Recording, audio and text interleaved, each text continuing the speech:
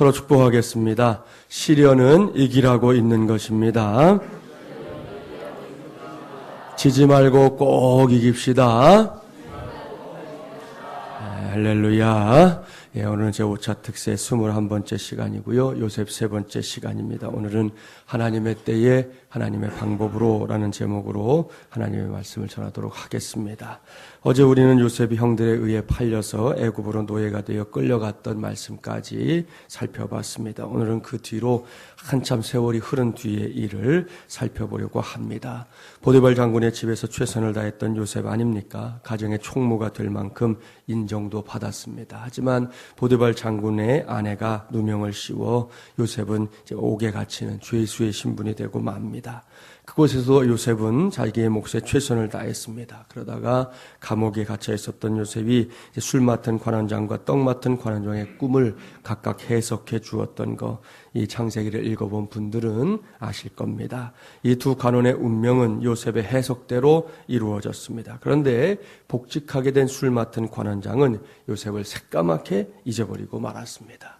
요셉의 입장에서는 분명히 안타까운 일이었을 겁니다. 자신의 억울함을 좀 바로 왕에게 호소해서 자기를 좀 건져주지 않을까 생각했습니다. 이제나 저제나 그렇게 보낸 시간이 어느덧 2년이나 되었습니다. 오늘 주신 말씀을 보면 그 정도의 시기가 지났을 때 하나님께서 일하기 시작하고 있는 것을 볼 수 있습니다. 본문 1절부터 7절까지 말씀 한번 쭉 읽어볼까요? 1절부터 7절입니다. 만 2년 후에 바로가 꿈을 꾼즉 자기가 나일 강가에 서 있는데 보니 아름답고 살진 7 암소가 강가에서 올라와 갈밭에서 뜯어먹고 그 뒤에 또 흉하고 파리한 다른 7 암소가 나일 강가에서 올라와 그 소와 함께 나일 강가에 서 있더니 그 흉하고 파리한 소가 그 아름답고 살진 7 소를 먹은지라. 바로가 곧 깨었다가 다시 잠이 들어 꿈을 꾸니 한 줄기에 무성하고 충실한 7 이삭이 나오고 그 후에 또 가늘고 동풍에 마른 7 이삭이 나오더니 그 가는 7 이삭이 무성하고 충실한 7 이삭을 삼킨지라. 바로가 깬즉 꿈이라. 아멘. 여기서 우리가 먼저 관심을 가져야 할 것은 바로가 꾸었던 꿈 이전에 이 만 2년 후에라는 그 시간의 흐름입니다. 보통 사람에게 있어서 2년이라는 시간 그렇게 큰 의미가 아닐 수 있습니다. 그러나 이제 억울한 신세로 감옥에 갇혀 있는 요셉의 입장에서 2년은 마치 20년이나 혹은 그 이상의 세월처럼 길고 길게 느껴지는 시간이었을 겁니다. 더욱이 술 맡은 관원장이 복직되었을 때 요셉에게는 분명히 희망과 기대가 있었을 겁니다. 그런데 웬걸요? 술 맡은 관원장은 감옥을 벗어나서 자유의 몸이 되었지만 요셉은 여전히 칙칙한 지하 감옥에 갇혀 있는 것이 전부였습니다. 이럴 때가 매우 중요합니다. 요셉에게는 물론이지만 우리 인생에도 그런 시간들이 찾아올 수 있는데요. 앞이 내다보이지 않는 시간, 아무것도 기대할 수 없는 그런 상황들 말입니다. 결코 바란 일은 아니지만 그런 어려움들이 우리 인생에 찾아올 때가 있습니다. 이런 상태를 사람들은 종종 이제 흑암이다, 어두움이다, 뭐 이런 표현들을 하는데요.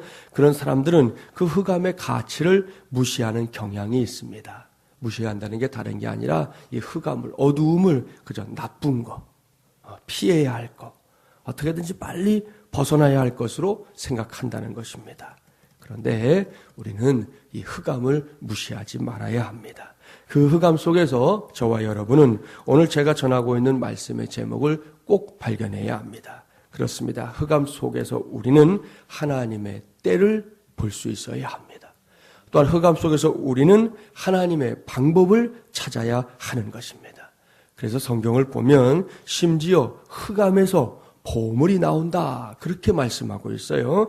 이사야 45장 3절 말씀 한번 찾아볼까요? 1023쪽인데요. 밑줄 쫙 해놓으시면 좋을 말씀이에요. 이사야 45장 3절 말씀 한번 찾아보십시오. 1023쪽. 우리가 이번 주간 계속 요셉을 보고 있는데요. 요셉의 인생이 참 파란만장하지 않습니까? 그래서 오늘까지는 부득불 이런 말씀을 전하지만 이제 내일부터는 좀 분위기가 달라질 겁니다. 이사야 45장 3절 말씀 함께 봉독해 보는데요. 밑줄 쫙 해놓으세요. 내게 흑암 중에 보화와 은밀한 곳에 숨은 재물을 주어 내 이름을 부르는 자가 나 여호와 이스라엘의 하나님인 줄을 내가 알게 하리라. 아멘. 할렐루야. 놀라운 말씀입니다. 위대한 말씀입니다. 하나님께서 친히 하시는 말씀에 귀를 기울이십시오. 흑암 속에 뭐가 있다고요? 보화가 있다. 그렇다면 저와 여러분이 그 보화를, 그 보물을 나의 것으로 이렇게 취해야 되지 않겠습니까? 있다라는 것으로 끝나면 안 되잖아요. 그것은 내 것으로 누리는 것이 되어야 되는데요. 어떻게 하면 그럴 수 있을까요? 첫 번째는 뭐니 해도 그 땅을 파헤쳐야 할 겁니다. 이것은 매우 중요한 원칙입니다. 생각해 보세요. 뭔가 이렇게 표면에 보물이 있으면 누구나 취할 거 아닙니까? 우리가 보물찾기 같은 거 하면 여기저기 숨겨놓잖아요. 눈에 떡 띄게 두는 그런 보물은 없거든요. 왜냐하면 눈에 띄는데 두면 눈치 빠른 사람, 그야말로 머리가 잘 돌아가는 사람이 제일 먼저 그것을 취할 것이기 때문입니다. 목회를 하다 보면 느끼는 점인데요. 이상하게도 예수 믿는 사람들이 여러 면에서 이 세상 사람들에 비해 좀 느립니다. 쉽게 말해서 뒷북을 칠 때가 많습니다. 항상 아차 하면서 한숨을 쉬는 경우들이 많다는 것이죠. 그러니 저 세상과의 이 경쟁에서 결코 이길 것 같지가 않습니다. 이것이 현실이기 때문에 표면에 있는 보물은 믿는 자가 결코 먼저 보거나 취할 수가 없습니다. 그런데 우리 하나님이 얼마나 좋으신 하나님이냐 하면 하나님께서 이것을 아시기 때문에 만들어 놓으신 특단의 대책이 있다는 것이죠. 그것은 귀한 보물을 땅속 깊숙한 곳에 숨겨 두셨다는 것입니다. 왜요? 성도들이 세상 사람들에 비해 눈치는 부족할지 몰라도 이걸 파헤치는 능력을 갖고 있기 때문입니다. 그것이 저와 여러분이 가지고 있는 강점이에요. 우리가 가지고 있는 힘이라고요. 그렇습니다. 우리는 신앙생활을 이렇게 하잖아요. 뭐 처음 시작한 분도 있고 좀 더 된 분도 있고 어쨌든 이런 신앙생활의 훈련을 통해서 우리가 갖게 된 게 뭐냐 하면 기다림과 인내, 무엇보다 묵상하는 훈련이 되어 있어요. 예수 믿는 사람들이 가지고 있는 가장 큰 장점 중에 하나가 바로 그것입니다.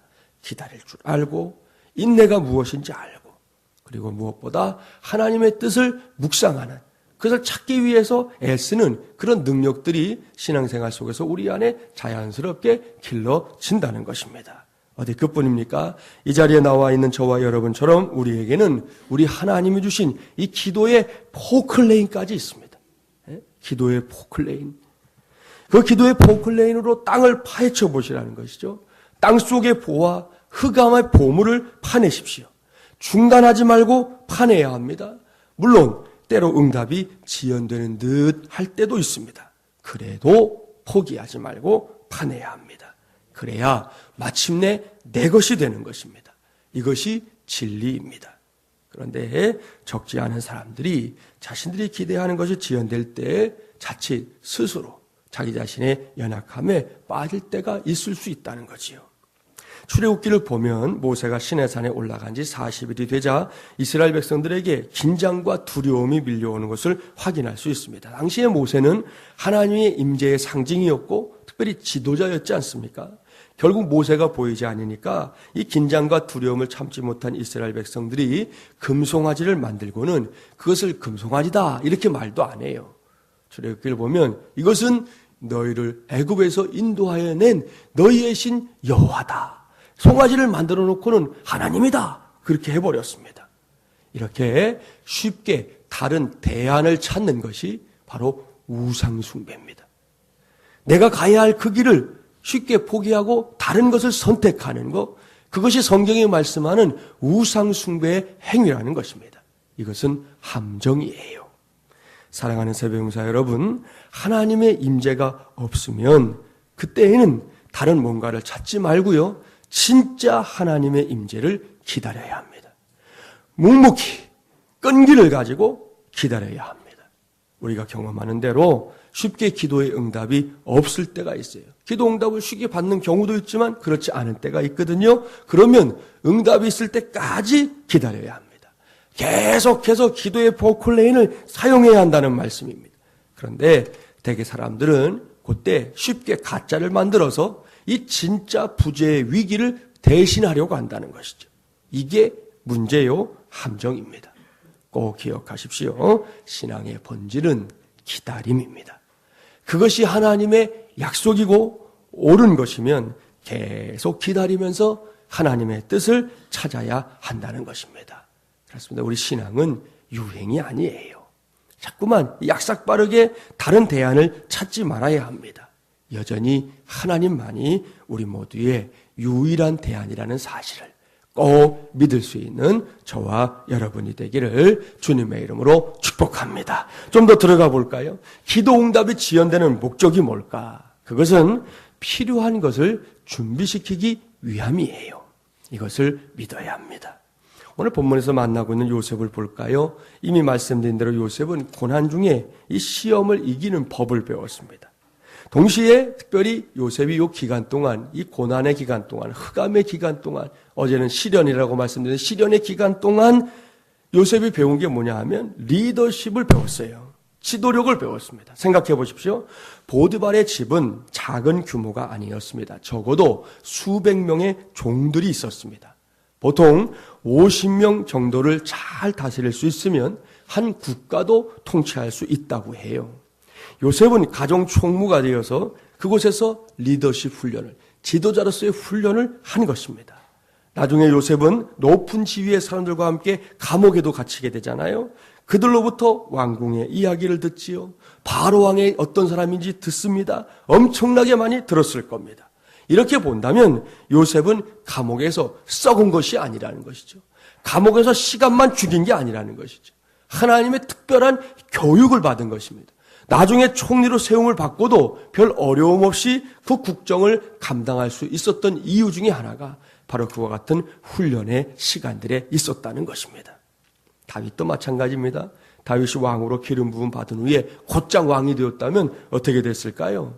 믿을 만한 측근이나 동역자가 그 주변에 있었겠습니까? 이미 당시는 사울 왕이 나라를 장악하고 있을 때잖아요.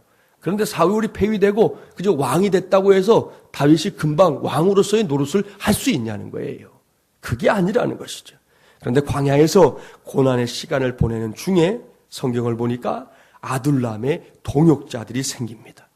나중에 이 아둘람 출신들이 다윗 왕국의 중요한 인물들과 장군들이 되어서 다윗을 평생 보필하는 그런 역할을 하게 되는 것을 볼 수 있습니다.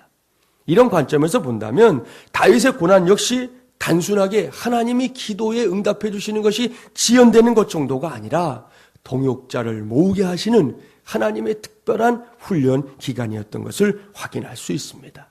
그렇습니다. 여러분, 높아진 다음에는요, 누가 진짜 동지인지 모릅니다. 고난과 난간의 때를 함께 살아봐야 진짜 친구가 누구인지, 진짜 동역자가 누구인지 알게 돼요. 다 갖춰진 다음에 찾아오는 사람들은 그 속을 알 수가 없어요. 그런데 함께 묵묵하게 그 고난의 세월을 지낸 사람들은요, 평생을 의지해도, 평생 함께 가도 후회가 없는 그런 사람이 된다는 것입니다. 이 정도로 말씀을 드리면 왜 우리가 이 기도의 포클레인을 놓치지 말아야 하는지 그 이유를 알 수 있을 겁니다.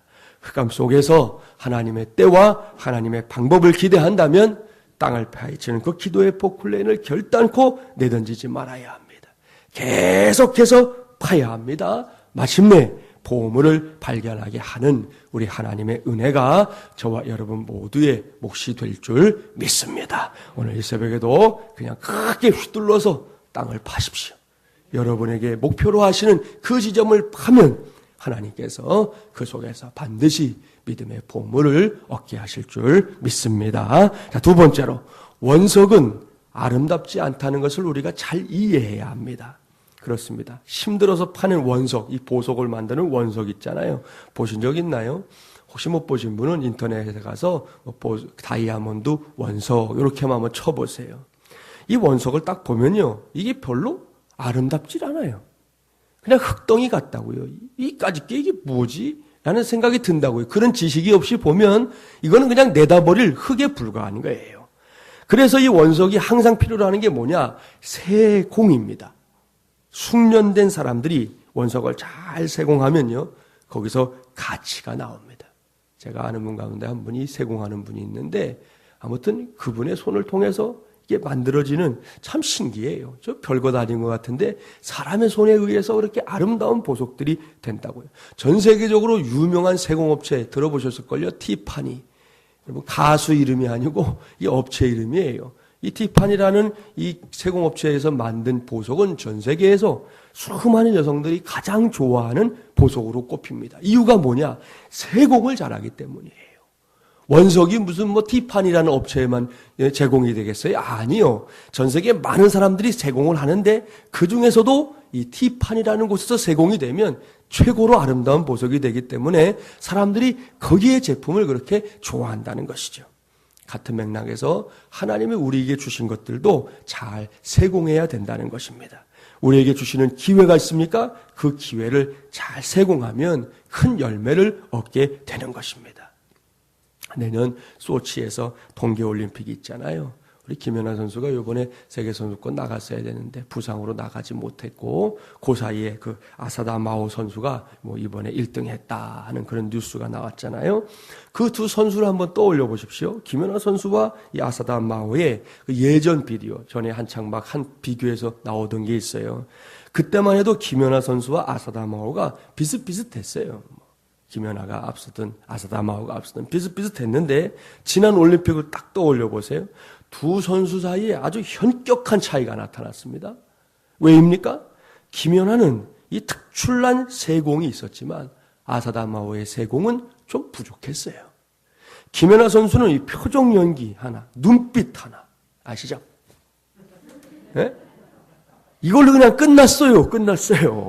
네? 자기가 무슨 007이야? 끝났어요. 그 연기 하나가 결국 그거 가지고는 모든 자기의 역량을 다 드러내게 해서 그 현격한 차이 때문에 누구도 김연아 선수의 편을 들어주지 않을 수 없는 그런 상황이 되어서 결국은 금메달을 목에 걸지 않았습니까? 내년에 한 번 더 도전한다고 하는데 어떻게 될지 정말 기대가 되는 대목입니다. 마찬가지입니다. 저와 여러분도 우리 인생을 믿음 안에서 잘 세공해야 합니다. 하나님의 은혜를 힘입어 세공해야 합니다. 그래서 저와 여러분의 가치를 이전보다 더 큰 것으로 만들어갈 수 있는 하나님의 사람들이 되기를 간절히 바랍니다. 자, 세 번째로는 큰 압력이 보석을 만든다는 사실 아실 거예요. 돌들은 흑암 속에서 엄청난 압력을 받습니다. 그것이 보석이 되는 지름길입니다. 다이아몬드가 대표적인 예거든요. 다이아몬드가 원래 이 탄소 덩어리입니다. 그런데 큰 압력을 받고 또 받더니 다이아몬드가 된 것이거든요. 결국은 엄청난 그 압력이 최고의 강도를 만들어낸 것입니다. 그래서 여러분 다이아몬드로는 못 잘라내는 것이 없어요.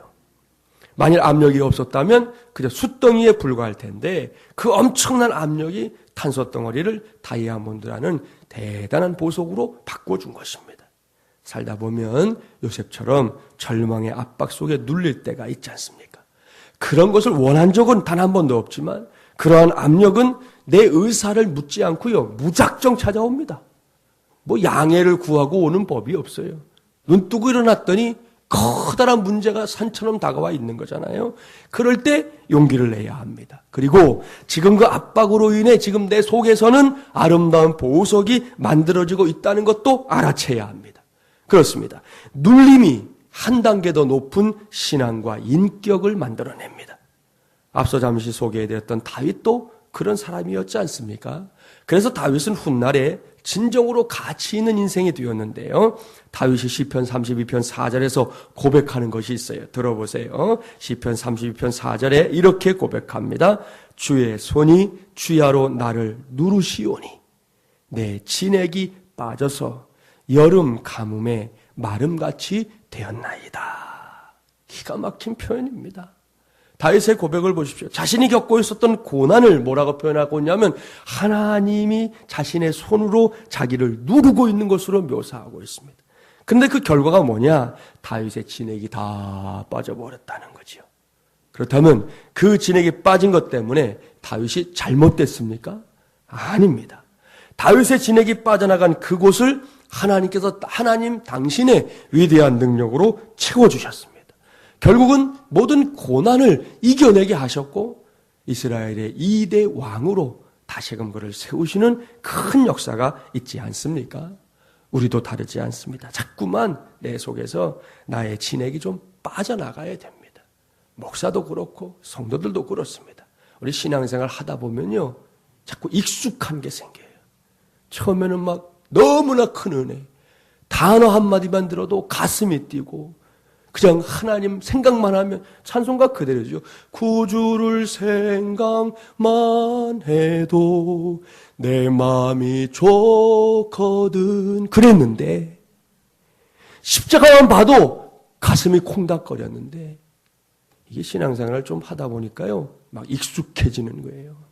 당연하게 느껴지는 거예요.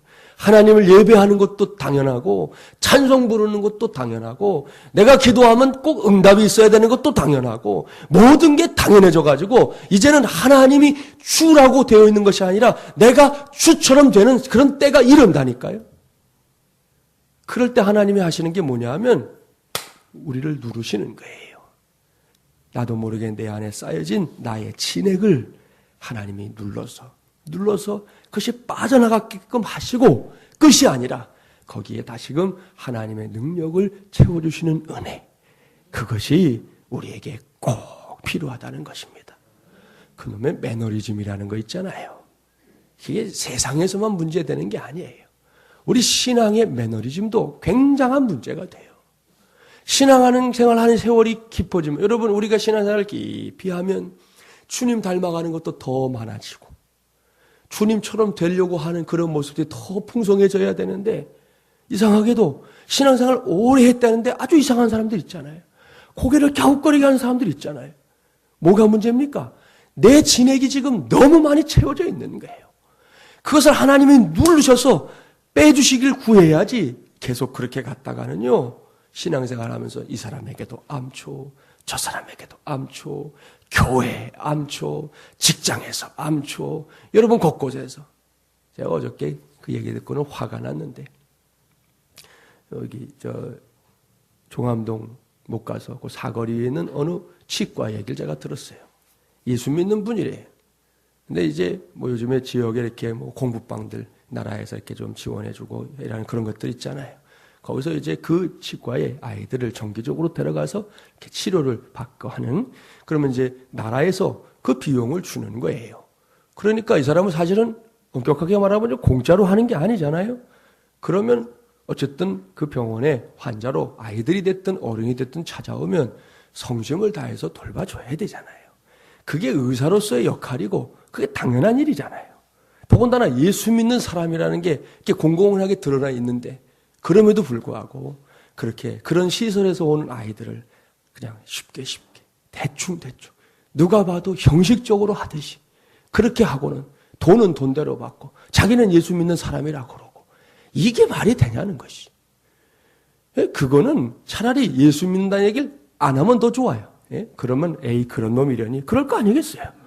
그런데 예수를 믿는다고 하면서 하는 행동이라고는 요만큼도 예수님 닮은 구석도 없는, 그러면서 무슨 뭘 하겠다고 한다는 것이 가끔 우리의 마음에 상처가 되지 않냐는 것이죠. 여러분, 우리는 신앙의 매너리즘을 조심해야 됩니다. 아무쪼록 저와 여러분의 삶에서 하나님이 좀 이렇게 누르셔서 진액이 빠져나가는 일이 있거들랑 할렐루야. 하나님 감사합니다. 제가 이렇게 깜빡도 잊고 어리석은 길로 갈까봐 나를 돌이켜 주시기 위해서 지금 나를 누르시는군요. 제가 기꺼이 받겠습니다. 그리고 내 진액이 빠져나간 그곳을 주의 능력으로 채워 주시옵소서.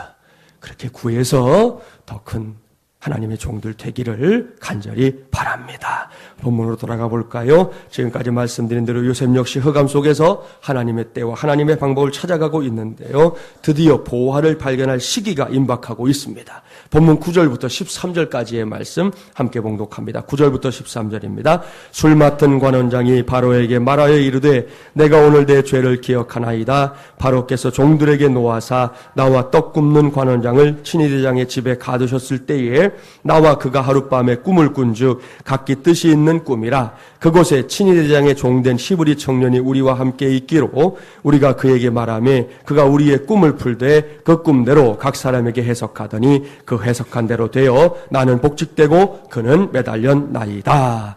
만 2년 만에 하나님께서 일하시는 증거들이 이제 하나씩 보이고 있습니다. 하나님께서 먼저 바로가 특별한 꿈을 꾸게 하셨잖아요. 그 꿈으로 인해 바로가 번민에 빠지자 하나님께서 이번에는 2년 전에 요셉의 도움을 받았던 술 관원장, 이 술 맡은 관원장의 무관심을 일깨우고 있습니다. 이 모든 과정들이 바로 흑암 중에서 하나님의 때에 하나님의 방법으로 역사하시는 우리 하나님의 식입니다. 이 새벽에 저와 여러분 모두가 바로 그 하나님께 기도해야 합니다. 앞서 말씀드린 것들을 기억하고 이 시간 우리 모두가 기도의 포클레인을 높이 들길 바랍니다. 그 포클레인으로 깊이, 할 수 있는 한 더 깊이 파헤치기 바랍니다. 그래서 하나님의 때에 하나님의 방법으로 역사하시는 하나님의 놀라운 응답, 나의 것, 우리의 것, 우리 마중물 열람 교회의 몫으로 꼭 삼게 되기를 주님의 이름으로 간절히 축원합니다.